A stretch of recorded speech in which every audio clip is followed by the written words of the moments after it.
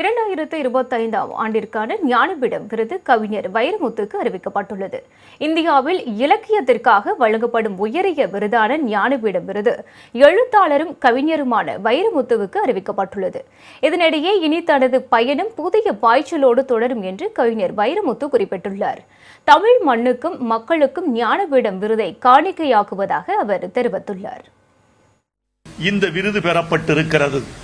என்னை வளர்த்த தமிழ் சமூகத்தை நான் நன்றியோடு நினைத்து பார்க்கிறேன். இந்த விருது எனக்கு மகிழ்ச்சிதான். நான் பிற்பகலுக்கு பிறகு ரொம்ப பிரகாசமாக இருக்கிறேன். என்னை நானே வியந்து கொள்கிறேன், மகிழ்ச்சியாகவும் இருக்கிறேன். இந்த விருது என்பது எனக்கும் தமிழுக்கும் பெருமை சேர்க்கிற விருது என்பதில் எள்ளளவும் ஐயமில்லை. இது தொடர்பாக முதலமைச்சர் ஸ்டாலின் வெளியிட்டுள்ள எக்ஸ் தள பதிவில், மரபு கவிதைகளிலும் நவீனத்திலும் விளையாடி தமிழ் இலக்கிய உலகில் புதுமைகள் படைத்து ஆளும் நம் கவி பேரரசின் கையில் ஞானபீடம் விருது சேர்ந்திருப்பது நம் அனைவரையும் மகிழ்ச்சி கடலில் ஆழ்த்தியிருப்பதாக தெரிவித்துள்ளார்.